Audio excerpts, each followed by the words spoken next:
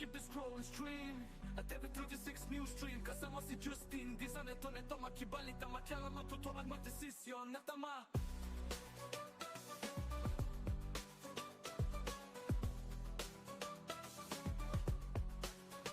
Skip the scroll and stream at TV36 News Stream. Kasama si Justin. Di sa neto makibalita. Matyala matuto at magdesisyon na tama. Magdesisyon na tama.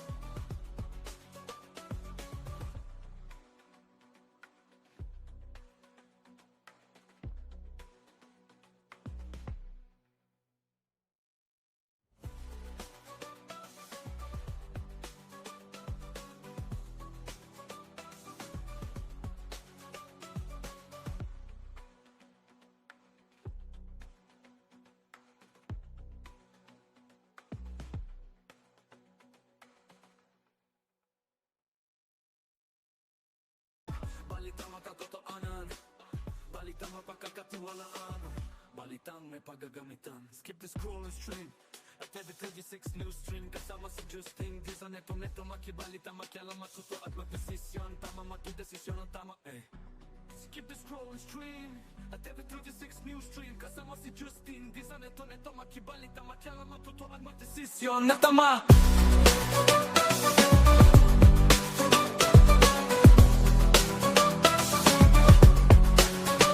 Skip the scroll and stream at TV36 News Stream. Kasama si Justin. Di sa neto makibalita. Makialam matuto at magdesisyon na tama. Magdesisyon na tama.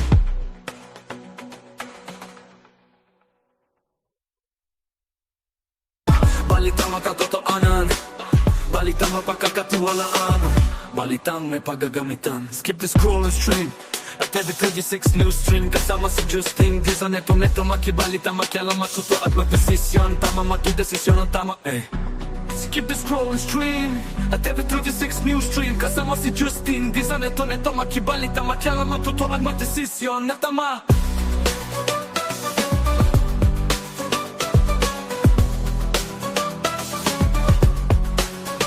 Skip the scroll and stream at TV36 News Stream. Kasama si Justin. Di sa neto makibalita. Makialam matuto at magdesisyon na tama. Magdesisyon na tama. Isang magandang umaga po mga kabalen at welcome sa inyong paboritong programa tuwing alas 10 ng umaga. Ito po ang CLTV 36 News Stream.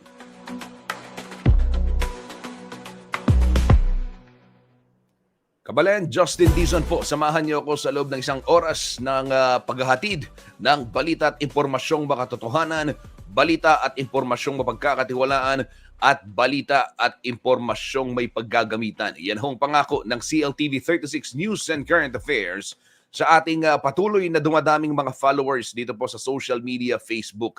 Maraming salamat mga kabalen sa inyong walang sawang suporta dahil po sa inyong pagtitiwala ay umaabot na ng halos 2 million ang followers po ng CLTV 36 sa kanilang sa ating main page at CLTV 36 official at syempre at CLTV 36 News. Kabalen, sabay ang napapanood din itong ating mga programa. Ito pong news stream sa telebisyon, Luzon, Visayas at Mindanao via Signal Channel 115. Skip the scroll and stream at TV36 News Stream. Dito naman ho sa Central Luzon, napapanood din tayo sa ating 37 cable partners. Ganyan din ho sa Free TV Channel 36. Dito po sa Alakhang, Pampanga. Live na live din tayo sa Air Cable Converge Channel 71.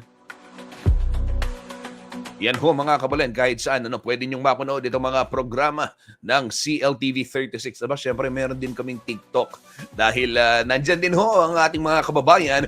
Kung nasaan ho yung mga manonood, nandyan din ho ang inyong istasyon, Central Luzon TV 36. Follow lamang TikTok at CLTV 36 Official para ho mapanood din yung mga balita at iba pang kaganapan, iba pang mga impormasyon dito ho sa ating lalawigang Kapampangan at sa rehiyon gitnang Luzon.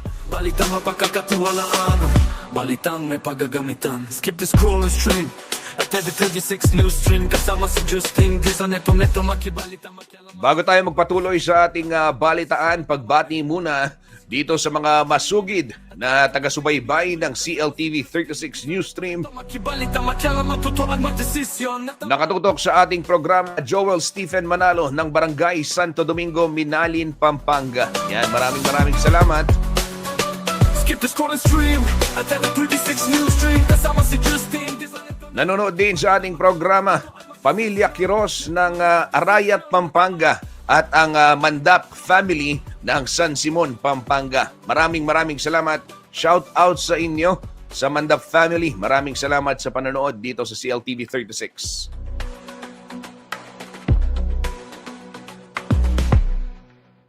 Ayan ho mga kabalen, sige tuloy-tuloy tayo sa ating balitaan ngayong araw ho ng Lunes, November 17, 2025. Sitwasyon muna ng trapiko sa malaking bahagi po ng syudad ng San Fernando, Pampanga dahil ramdam na natin yung holiday rush kung tawagin, yung Christmas rush nandyan na ho at talagang umiigting ito hong pagbigat ng daloy ng trapiko sa mga iba't ibang bahagi. Hindi lamang ho dito sa Pampanga, iba't ibang bahagi ng ating bansa. Ay nako, lalo na ho sa Metro Manila. Magdesisyon ang tama Skip the scroll. Wild ang traffic. Nandun ako nung nakaraang linggo. Nitong Huwebes at Biyernes. Kahit ho gabi na bandang alas 9, alas 10 na ng gabi. Mabigat pa rin ang dalay ng trapiko. Pahirapan pa rin ang mag-commute.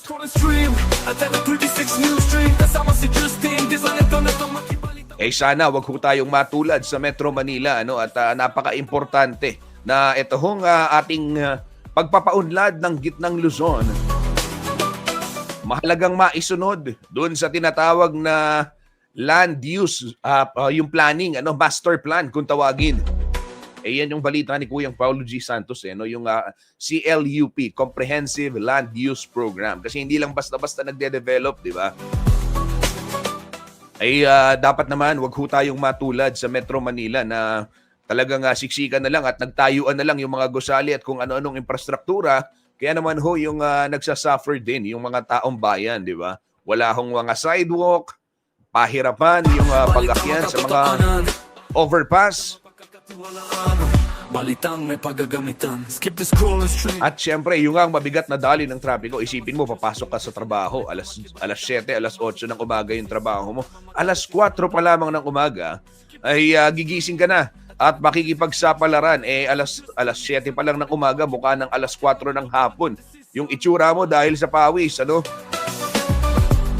Yan ho'y araw-araw na nararanasan ng mga manggagawa. Yan ho sa Metro Manila. Okay, kapag hindi natin binantayan at hindi tayo nagplano with all of these developments dito ho sa ating rehiyon, sa ating lalawigan Pampanga, rehiyon gitnang Luzon, ay hindi po malayong matulad din tayo. Kaya napakahalaga nung land use plan, kung tawagin, master plan, yung zoning upang hindi kung saan-saan nagtatayuan ng mga proyekto. At syempre may impact din yan sa atin hong kalikasan, mga kabalen.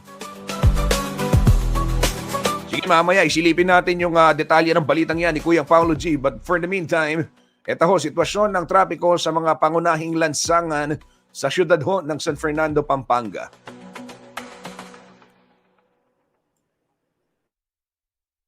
Balitang makatotoanan, balitang mapagkakatiwalaan, balitang may paggagamitan. Skip the scroll and stream.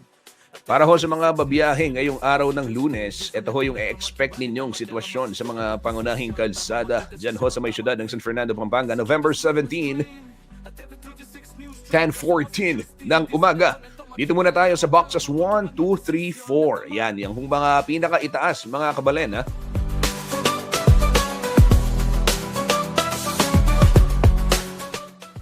Uy, nanonood si Angelo Redaha, isa ho sa mga masugid na followers ng CLTV 36. And maraming salamat, Jello, ha? Thank God it's Monday morning, Central Luzon, 38 days na lamang at Pasko na. Mainit sa Malolos, Bulacan. Ayan, pagbati Angelo Redaha and Redaha family ng Malolos City, Bulacan. Maraming salamat. Ayan, natutuwa ho ako pag nagko-komento itong ating mga regular na mga manonood dito sa ating programa. Ayan, sitwasyon ng trapiko, boxes 1 and 2. Yan muna ang box 1 and 2. Yan ho'y sitwasyon dyan sa may Del Rosario portion ng Manila North Road o dyan ho sa may MacArthur Highway. Ayan, nakikita natin may nakatayong enforcer dyan ho sa may gitna. Kumpirmahin natin, mukhang functional naman yung traffic light. Pero ho ako nakikita yan, kulay pula, umaandar. Ayan. Pero still, nagmamando pa rin itong ating mga kaibigan mula ho sa City Public Order and Safety Coordinating Office ng siyudad ng San Fernando, Pampanga. Ayan. Sa kanila ho galing itong ating live video. Ayan, maraming salamat si Posco sa pagpapahiram ng video. Light traffic dyan ho sa may area ng Del Rosario. Ganyan din sa may Sakop Maimpis. Kini pong Diosdado Macapagal Regional Government Center. Yung hong nakikita ninyo sa boxes 3 and 4 ay light traffic din sa mga oras na ito. Kung kayo ho'y gagawi dyan sa may Sakop, ganito pong maglakad papelis. Kung kayo ho'y magpaparenew dyan sa may LTO, di kayo naman mag-apply sa SSS ng mga requirements o may kukuning certificate sa PSA. Ayan, marami hong mga negosyong, ay maraming mga transaksyon sa gobyerno ang linalakad dyan sa lugar na yan. Transaksyon, hindi negosyo. Baka ginagawang negosyo. Sana wag, di ba? Ayan, kung meron ho kayong mga alam na ginagawang negosyo yung serbisyo sa gobyerno. Naku po. So ayan ho yung mga pupunta ng Sakop Maimpis. Ayan, karen pong may alamang regional government centers. Light traffic.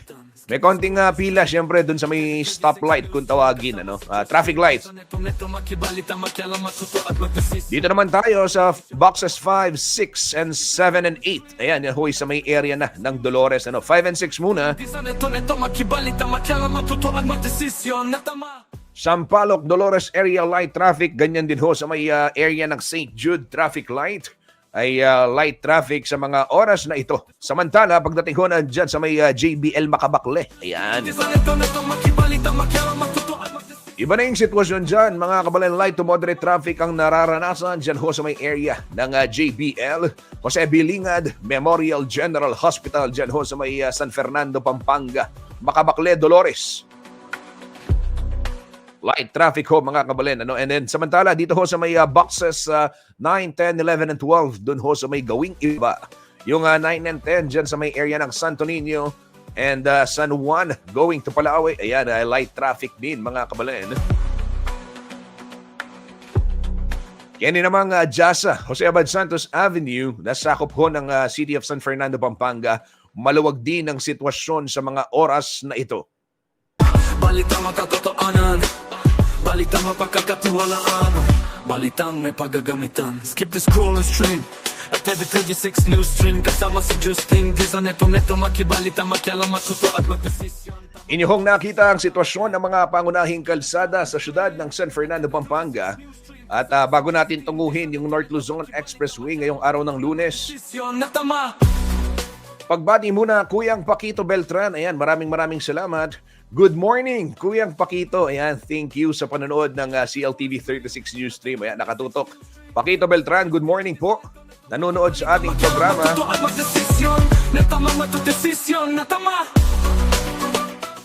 Pagbati rin kay Leandro Lacanlale. Good morning, CLTV 36. Ayan, magandang umaga po. Kuyang Leonardo Lacanlale. Maya Payabak, kumusta kayo po? Maraming salamat sa pagtutok dito sa CLTV 36.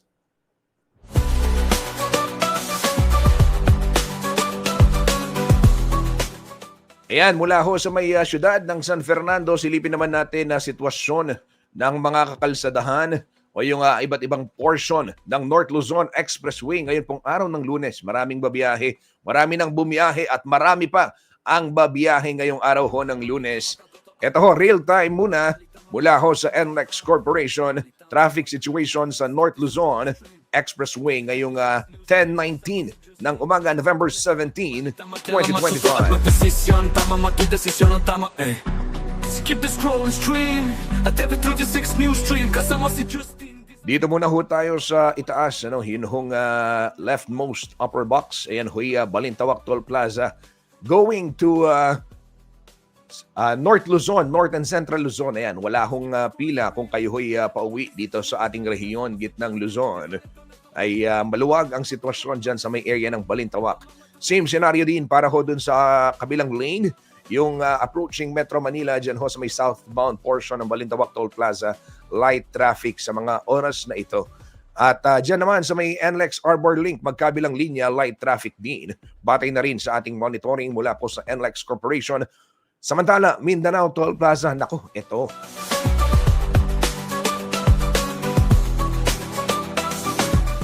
Ito ang may pila. Yan at kung pwedeng iwasan para ho sa mga kababayan natin kung kayo nagbabalak nang gagaling ho ng Bulacan o kaya naman ng Pampanga patungong Metro Manila at nagbabalak lumabas dyan sa may Mindanao Toll Plaza.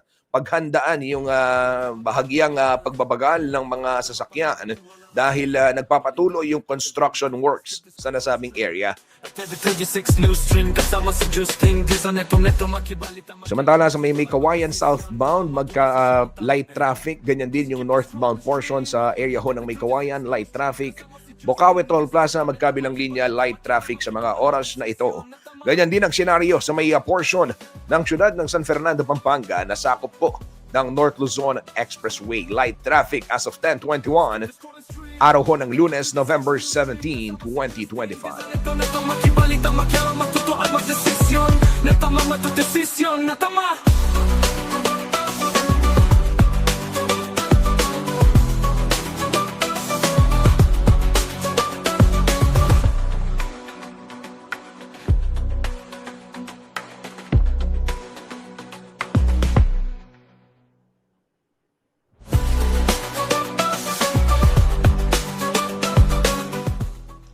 Mula naman sa North Luzon Expressway, ito, banggitin ko na rin ang pasadahan natin, sitwasyon ng trapiko sa may lalawigan ho ng Bataan. Diyan ho sa may iba't ibang bahagi ng OG Road, Olongapo Gapan Road o yung Jose Bad Santos Avenue na alam ho natin ay marami ring bumabiyahe patungo naman diyan ho sa may kanlurang bahagi ng ating rehiyon, gitnang Luzon, yung mga patungong Subic, patungong Olongapo. Ayan, dyan madaan kung maglo-local road kayo. Tama magdesisyon ang tama Skip the scroll and stream at every 36 news stream kasama si Justin. Ito ho yung mga aasahan ninyong senaryo dyan sa may lalawigan ng Bataan. Considering ho yung traffic situation, ito yung iba't ibang kakalsadahan. Dito muna tayo sa gawing itaas dyan sa may Central Balanga light traffic. Ay lagi namang maluwag yung kalsada sa Bataan. Bibihira ho Alawli crossing light traffic. Ganyan din ho sa may area nito hong ang tawag dito, Bagak Bato. Yan, And light traffic din ho dyan sa may Orion, Bataan. Ay maluwag ho ang sitwasyon sa mga oras na ito. Yan. Paalala ho ng provincial government, sumunod ho sa mga itinakdang speed limits. Ay ano ba yan, Kuyang Justin? Abay, 60 lamang yung mga motorsiklo, hindi ho pwedeng lumagpas. And then 50 yung mga malalaking truck at van.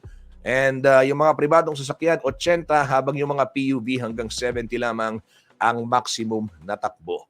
At sumunod ho tayo dyan sa mga traffic rules. Oo, upang maiwasan yung aberya sa kalsada, maiwasan ho yung mga disgrasya. Pag ganyang maluwag yung daan, nakakatukso talagang bilisan, o nakakatuksong, ika nga, talagang pedal to the metal, pero hindi po dapat yan. Kung gusto nyo ho ng ganong kabilis, doon kayo sa racetrack, wag ho sa mga kalsada, di ba? Skip the scroll and stream at every 36 news stream kasama si Justin. Kabalen, alamin muna natin kung ano yung magiging taya ng ating panahon ngayon pong araw ng Lunes at sa mga darating na araw. Ito ba kakatapos lang ho natin sa Bagyong Uwan and alamin ho natin kung ano yung aasahan pa nating magiging sitwasyon habang sa papalapit ho tayo sa pagsalubong nitong of course pagtatapos ng buwan ng Nobyembre at yung pagpasok ng buwan ng Disyembre. Narito po ang latest weather report mula po sa DOST Pag-asa. Ito ho'y forecast kaninang alas 5 ng umaga at valid for broadcast hanggang mamayang alas 11. Ito po mga kabalen, panoorin natin.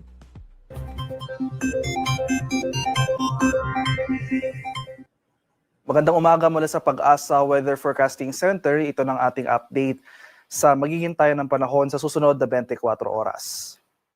Wala pa rin tayong minomonitor na low pressure area o anumang sama ng panahon, kaya nananatiling maliit yung tsansa na magkaroon tayo ng bagyo sa mga susunod na araw.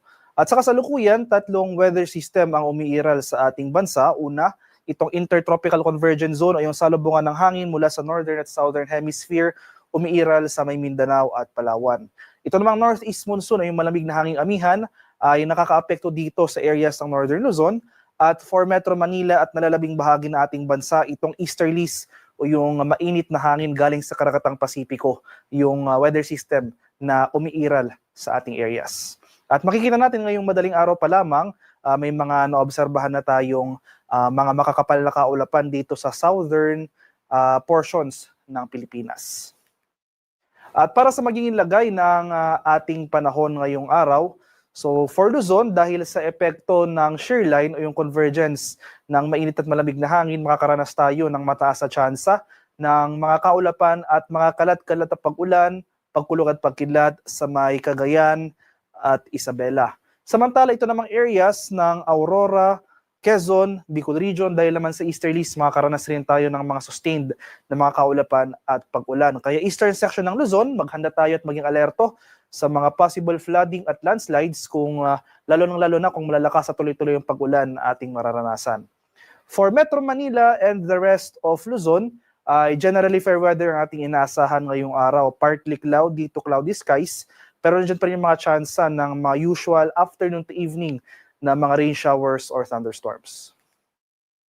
Sa areas naman ng Palawan, Visayas at sa Mindanao, so generally improving conditions sa ating inaasahan dito sa central and eastern sections ng Visayas. At bumaba na rin yung axis ng ating ITCZ na kung saan Mindanao at Palawan na lamang yung naapektuhan nito. Pero dahil sa easterlies, posible magpatuloy pa rin yung mga pag-ulan dito sa eastern section ng Visayas, particular na sa eastern Visayas. At dahil naman sa ITCZ, patuloy tayong makakaranas ng mga kaulapan at pag-ulan sa buong Mindanao at sa Palawan. Kaya sa mga nabanggit ko pong lugar, Mindanao, Palawan at Eastern Visayas, maghanda rin po tayo sa mga banta ng pagbaha at pagbuho ng lupa. Sa kalagayan naman ng ating karagatan, sa kasalukuyan, walang nakataas na gale warning, pero iba yung pag-iingat pa rin sa ating mga kababayan na maglalayag, especially sa northern and western seaboards ng Luzon, dahil for the next 24 hours, posible pa rin tayong makaranas dyan ng katamtaman hanggang sa maalong karagatan. Para naman sa ating 4-day weather outlook, so yung magiging lagay ng ating panahon sa mga susunod na araw, bukas araw ng Martes may inaasahan tayong surge o yung pagbugso ng northeast monsoon. So may kalakasan yung surge na ito.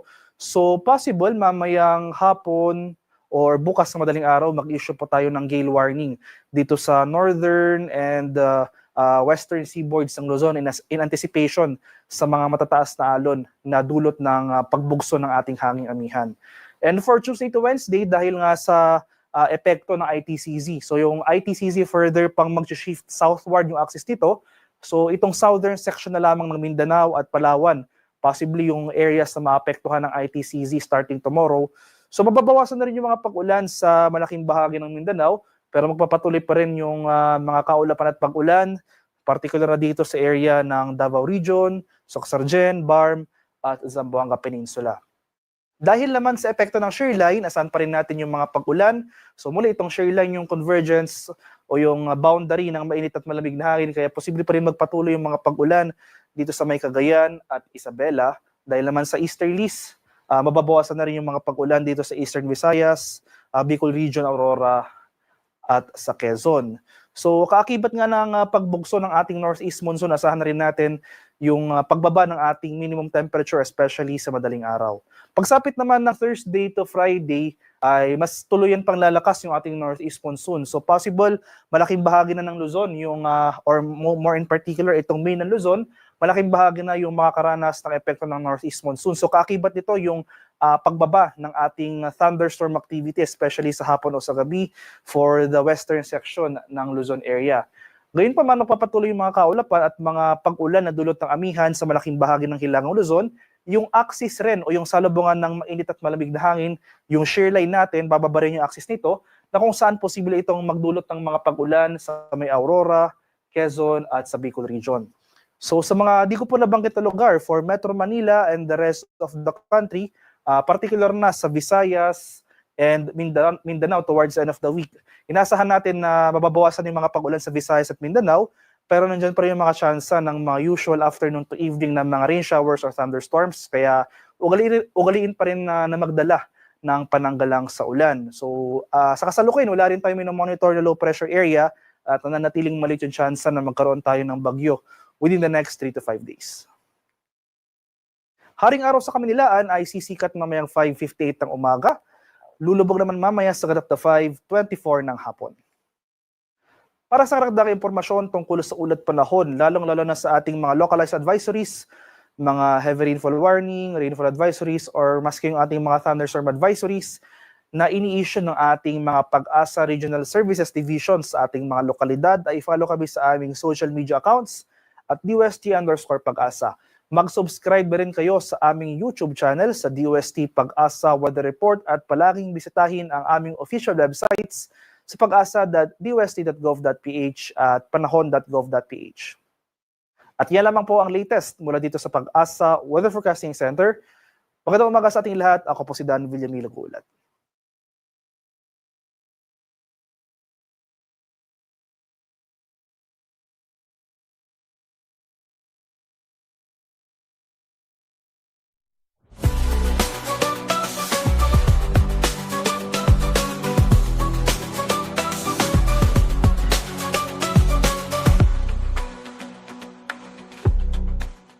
Maraming salamat, Dan Villamil ng DOST Pag-asa para sa ulat panahon.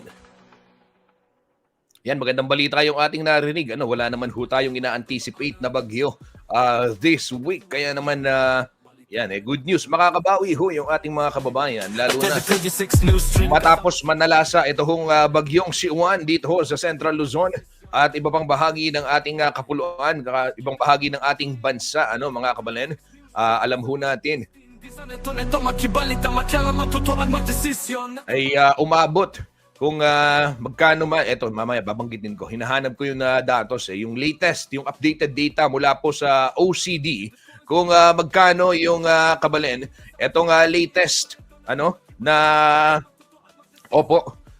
damages ng bagyong si Juan dito po sa ating rehiyon, gitnang Luzon at kabilang dyan syempre yung mga nasira pagdating ho sa infrastruktura at pinakamalaki yung sa agrikultura, yung kabuhayan po ng mga kababayan nating magsasaka.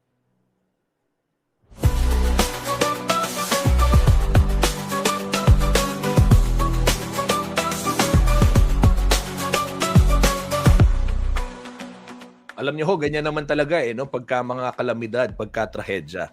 Yung mga mayayaman, sabihin natin, napapagod sila, ayaw nila nung nangyayari, totoo naman ho yan, apektado sila, pero alam naman ho natin na nakasilong sila sa panahon ng mga bagyo.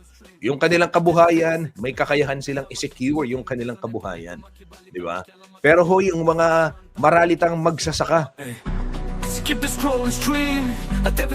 na ang kabuhayan lamang ay ito hong lupa na kanilang sinasaka ay taon-taon pa kung salantain, taon-taon pa kung bagyuhin. Oo, naiintindihan ho natin syempre kalikasan 'yan, 'di ba? Mga acts of nature kung tawagin. Pero wag ho nating kakalimutan, meron hong limpak-limpak na salapi na pondong inilaan para ho dun sa tinatawag na flood control projects. Ibig sabihin, dapat nakokontrol yung pagbabaha sa iba't ibang bahagi ng ating bansa o dito ho sa ating lalawigang Pampanga. Oo, nandyan na tayo. Catch Basin ang 4th District ng Pampanga. Ganito lang ho kasimple, di ba? Kung tanggap ng mga 4th District ng Pampanga yung baha, bakit pinupunduhan pa yung mga flood control project? Ba't hindi na, di ba? Ganun lang kasimple. Ibig sabihin, hindi po nila tanggap at nananawagan ho sila ng pagbabago. Pero kahit na limpak-limpak na salabi ang pinag-uusapan sa mga flood control projects, ay flooded pa din. Hindi pa rin nakokontrol, di ba? At yan ho mga kabalik. Yung sigaw ng ating mga kababayan, kahit na matatapos yung taon at kaliwat ka na ng mga kasiyahan dahil po papalapit na ang Kapaskuhan. Abay, ito hong mga miyembro ng United Pampanga Artists Against Corruption ay nagsama-sama kasama yung concerned citizens of Pampanga para ho sa isang konsyerto kontra katiwalian dyan ho sa Angeles City. Kagabi ho yan, pinakita ng mahigit 20 mga musikero ang kanilang pakikisa sa panawagan kontra korupsyon. At siyempre, yung accountability kung tawagin, ano? Sige, mamaya aking ihahatid yung yung detalye, yung detail ng balitang yan. But for the meantime, dito muna tayo, public service announcement sa mga kababayan ho natin dyan sa may barangay Santa Maria at Santa Teresa First, Lubao, Pampanga. Balita makatotohanan, balita mapagkakatiwalaan. Asahan ho ninyo, mawawalan ho ng supply ng tubig mamayang 1 p.m. hanggang 4:30 ng hapon dahil yan sa gagawing flushing activity ng Prime Water. Tama magdesisyon ng tama Skip the scroll and stream at every 36 news stream kasama si Justin di sa neto makibalita makyala matutuan. Yan ho paalala ho sa mga kababayan natin, ulitin ko lamang, Barangay Santa Maria and Barangay Santa Teresa First. Diyan ho sa bayan ng Lubao, Pampanga, 1 p.m. to 4:30 p.m. today, November 17. Wala hong supply ng tubig dahil sa flushing activity ng Prime Water. Tama matudesisyon na tama.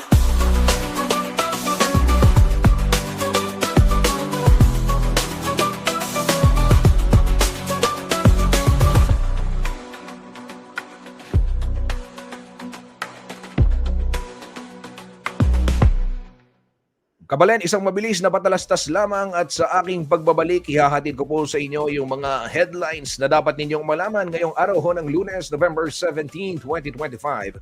Huwag ho kayong aalis at magbabalik po ang CLTV 36 News Stream.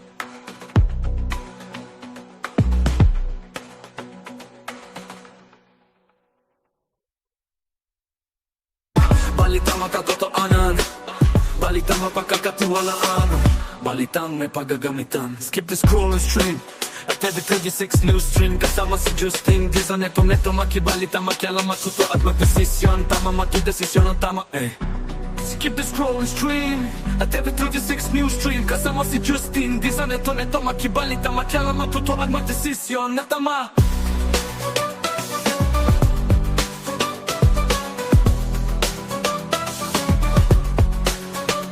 The scroll and stream at every 36 news stream kasama si Justin di sa neto makibalita makyala matuto at magdesisyon na tama matudesisyon na tama.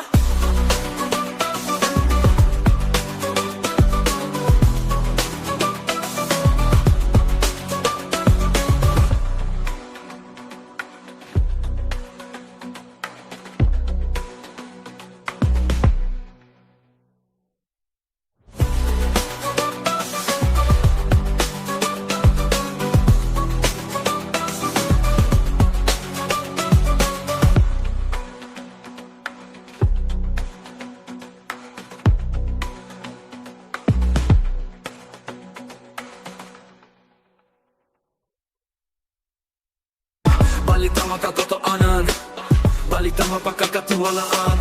Balitang may paggagamitan. Skip the scroll and stream at every 36 news stream kasama si Justin di sa neto makibalita makyala matuto at magdesisyon. Tama magdesisyon ng tama Skip the scrolling stream At TV36 News Stream Kasama si Justin Di sa neto makibalita Makiala matuto at magdesisyon na tama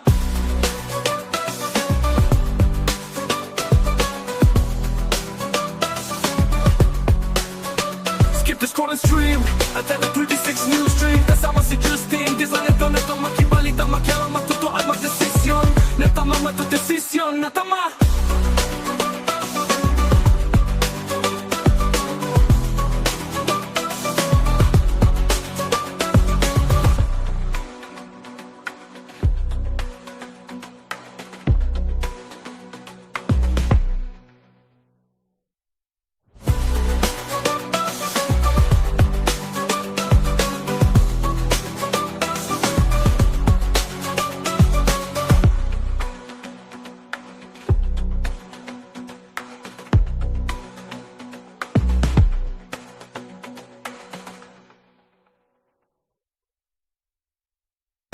Balitang makatotoanan Balitang mapagkakatiwalaan Balitang may paggagamitan Skip the scrolling stream At TV36 News Stream Kasama si Justin Di sa neto makibalita Makialam matuto at magdesisyon Tama magdesisyon ang tama Skip the scrolling stream At TV36 News Stream Kasama si Justin Di sa neto makibalita Makialam matuto at magdesisyon na tama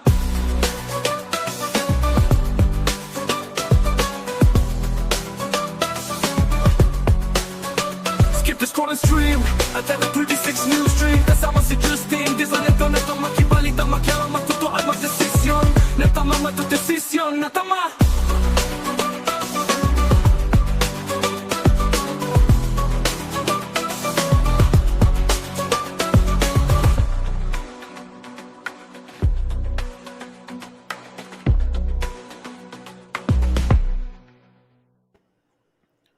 Nagbabalik po ang CLTV 36 News Stream. Kumusta ho kayo mga kabalen? Kumusta ako po?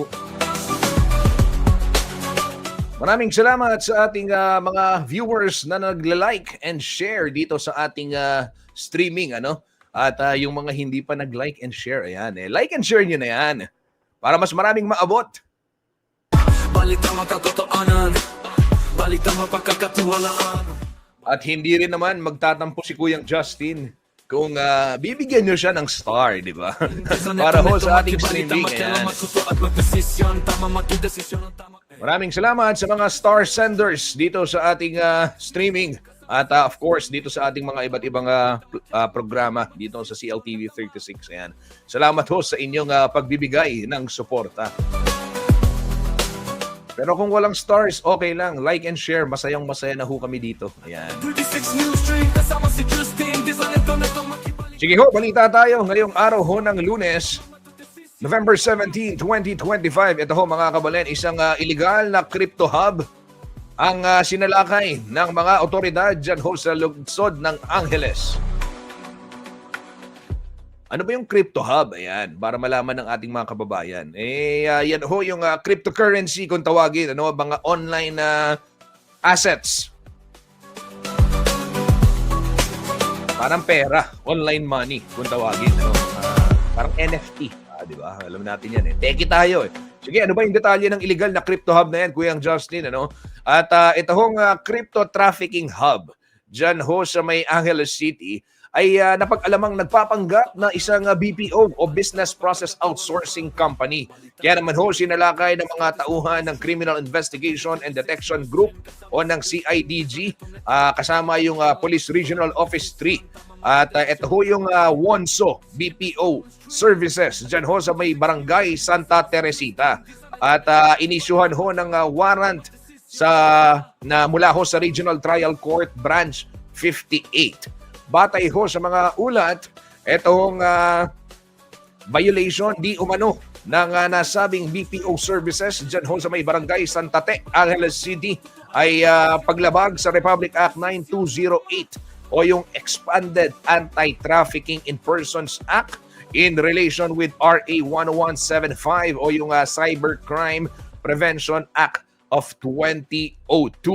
At ayon pa ho sa CIDG, mga kabalen, isa hong Koreano na nagpakilala lamang bilang Lim at dalawa pang Pinoy ang naaresto sa nasabing operasyon.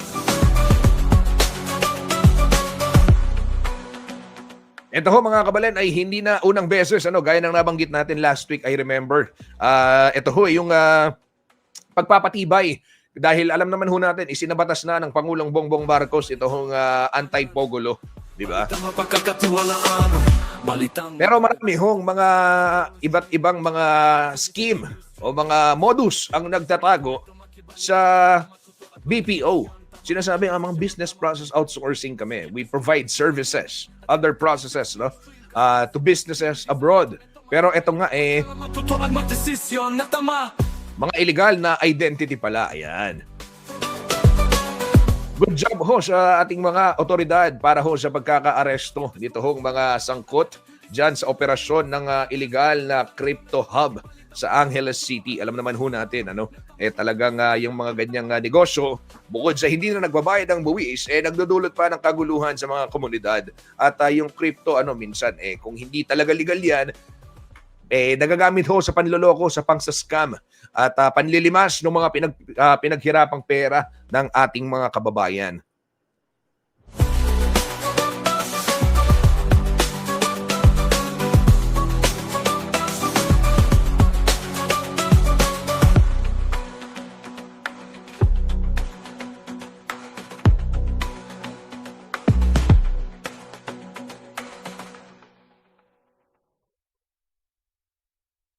Balitang makatotoanan, balitang mapagkakatiwalaan, balitang may paggagamitan. Skip the scroll and stream at every 36 news stream. Kasama si Justin Gisa neto makibalita, makialam, matuto at magdesisyon. Tama magdesisyon ang tama Skip the scroll and stream at every 36 news stream. Kasama si Justin Gisa neto makibalita, makialam, matuto at magdesisyon na tama.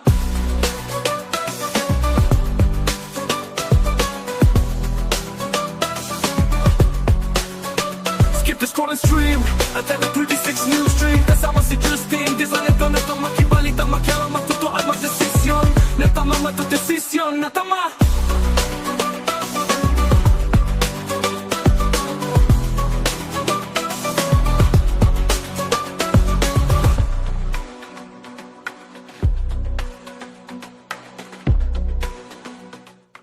Ito naman ho mga kabalen sa ibang balita ay nagdaos ho ng kilos protesta. Ito hong mga magsasaka, ganyan din yung mga manggagawang bukid ng Hacienda Luisita, katuwang ho yung mga progresibong grupo dyan ho sa may lalawigan ng Tarlac, partikular na sa Tarlac City.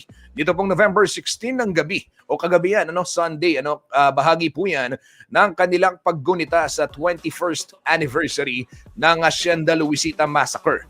Patuloy ho ang panawagan ng mga grupo para sa hustisya, para ho sa mga biktima ng massacre at sa mga sumunod pang biktima ng panggigipit at pagpaslang sa kanilang lugar. Anila, patuloy ho silang lalaban sa gitna ng panggigipit hanggat hindi ibinibigay sa kanila yung lupang sakahan na matagal na pong iginawad sa mga magsasaka. Yan ho'y ilan sa mga eksena sa idinaos na kilos protesta dyan ho sa Tarlac City bilang paggunita sa 21st anniversary ng Hacienda Luisita Massacre. Balitang makialam, matuto at magdesisyon na tama, magdesisyon na tama.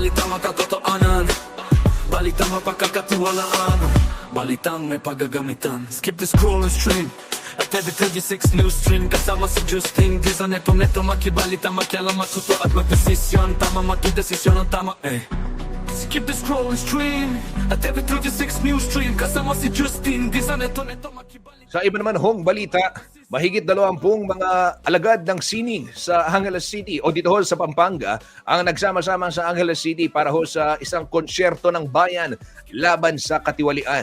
36 news stream. Kasama si Justin Gisa neto makibalita. Ginanap ho yung kilos protesta / konsyerto dyan ho sa may kanto o yung panulukan ng Santo Entierro at Miranda Street. Yan pong tulid Pamintuan Mansion o dyan ho sa may Museum of Social Science. Social History, sorry. Museum of Social History dyan ho sa Angeles City nito pong linggo.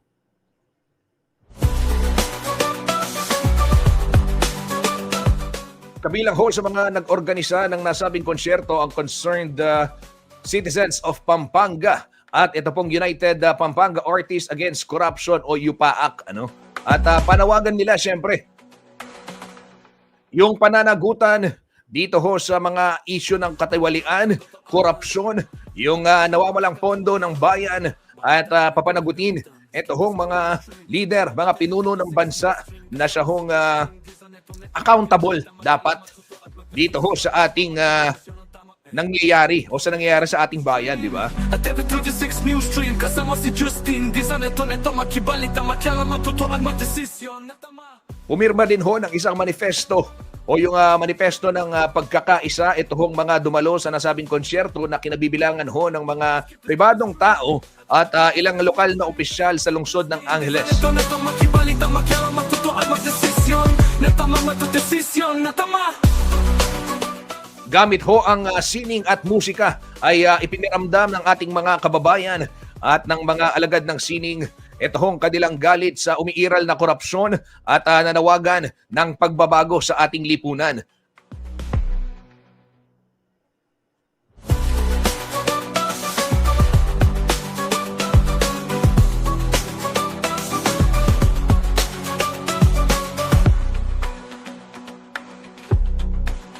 Yan ho mga kabalen ang latest at yan ho'y eksena sa Angeles City kagabi. Diyan ho sa may Pamintuan Mansion, sa labas ng Pamintuan Mansion sa Heritage District ay isa hong konsyerto sa pangunguna ng Concerned Citizens of Pampanga at ng United Pampanga Artists Against Corruption. Yan mga kabalen. Yan. Desisyon tama magdesisyon ang tama Skip the scroll and stream at TV36 News Stream kasama si Justin. Di sa neto makibalita makyala matutuan matesisyon na tama. Samantala, silipin naman natin yung ibang balita. At dyan naman sa bayan ng Bacolor, Pampanga ay ongoing ho yung pagdiriwang nila ng Lanaval de Bacolor. Neto makibalita makyala matutuan matesisyon na tama matutesisyon na tama. Iba't ibang aktibidad. Last week nakita natin ng opening yung demo cooking ng Dulce Prenda. Yan hong isang relihiyosong pagkain na inihahain po ng mga taga Bacolor sa Birhen Maria tuwing sila ho'y ika nga may hihilingin at may hihinging magdarasal. And iba't iba yung mga aktibidad nakita natin. Ito naman, Yalong Bacolod 2025. Ang saya hong makita ng mga kabataan na nasa kalsada, nasa labas, naglalaro ng mga ganitong palaro. Isa ho ito talaga sa advokasya ng Bacolor LGU sa pangunguna ni Mayor Di Mandato. Itang balik tamit ang kanita. Bang kanita naman makakalingwan at syempre isa ho yan sa mga ine-enjoy din ng mga bata. Mo kaya nakan, pati rin mga tuwa. Mag-enjoy lang naman. Kunwari mo, nasasabihan nyo rin, kaya nakanding mag-enjoy. O masaya lang pang papalakpak detang tatampo retang dara ketang Yalong Bacolod da menalbe. Di ba? Abay, syempre, nakikisa ho ang marami sa ating mga kababayan. Ayan ho, mga kabalen, tampok ho dyan sa may Bacolor, Pampanga at ikinatuwa ng hindi lang ng kabataan, gaya ng akin nabanggit, yung Yalong Bacolod 2025. Ginanap po yan itong linggo, November 16. Gaya ng akin nabanggit, bahagi yan ng Lanaval de Bacolor Celebrations. Tampok ho sa nasabing aktibidad yung mga larong Pinoy gaya ng Agawan Buko, Palo Sebo, Pukpok Palayok, Hilang Lubid, at marami pang iba. Ayon ho kay Mayor Di Mandato, paraan ito para maipasa ang mga dating tradisyon sa bagong henerasyon. Dagdag naman ho ni Councilor Jude Edward Datu, layunin ng programa na ipakilala ho sa kabataan yung mga larong kinagisnan ng nakaraang henerasyon at himukin ho sila na maging mas aktibo. Oo, yan ho'y kabilang dun sa mga programa ng lokal na pamahalaan sa kasabayan ng pagdiriwang ng Lanaval de Bacolor. Di ba masanting mo naman itang luluwal laring anak? Skip the scroll and stream at every 36 Tsaka lang makikikiyalong at makisaya. Balita makialam matuto at magdesisyon. Tama magdesisyon ang tama Skip the scroll and stream at every 36 news stream. Kasama si Justin Di sa neto makibalita makialam matuto at magdesisyon. Of course, ngayon pa lamang binabati natin congratulations dyan ho sa Bacolor LGU for mounting a very successful festival, Lanaval de Bacolor. Skip the scroll and stream at every 36 Of course, headed by Mayor Di Mandato. Ayan, pagbati at maraming salamat siyempre sa pagbabahagi ninyo ng inyong mga kaganapan sa CLTV 36. Ayan, nakita ninyo mga kabalin. Ito ay Palo Cebo. O, di ba?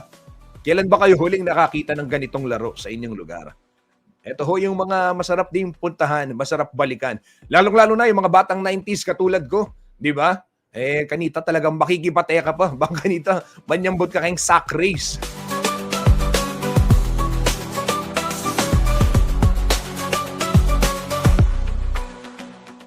Kabalan, tumutok lamang sa CLTV 36 News para ho sa mas marami pang detalye mga balita na dapat ho ninyong malaman ngayong araw ho ng Lunes, November 17, 2025. Yung latest na kaganapan dyan din sa Bacolor, Lanaval, ihahatid namin sa inyo syempre. At yung mga balita na dapat pa ninyong malaman, mga kaganapan dito ho sa ating rehiyon, Gitnang Luzon at sa lalawigang Kapampangan, yan po aming ihahatid sa inyo. Samahan mamayang alas 12 ng tanghali si JM De Jesus para sa Pasada Balita. Tuloy-tuloy ho yan, 2 p.m. and 4 p.m. at syempre alas 6 naman ng gabi, CLTV 36 News. Ito ho mga kabalin, yung aking binabanggit kanina dyan ho sa may Bacolor. Pati yung Tigtigan Terakan sa Bacolor, ongoing o idinaos din. At nakisaya yung marami sa ating mga kababayan. Nito namang November 17 yan, itong Sabado. Opo, Mumpi Alben, ang pong kasiyahan, Ken Pong Balen, Bacolod. Yan.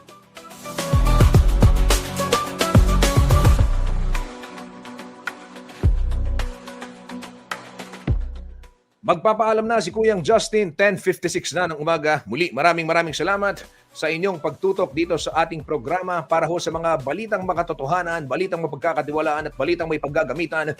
Justin Dizon po, ito po ang CLTV 36 News Stream. Maraming salamat po.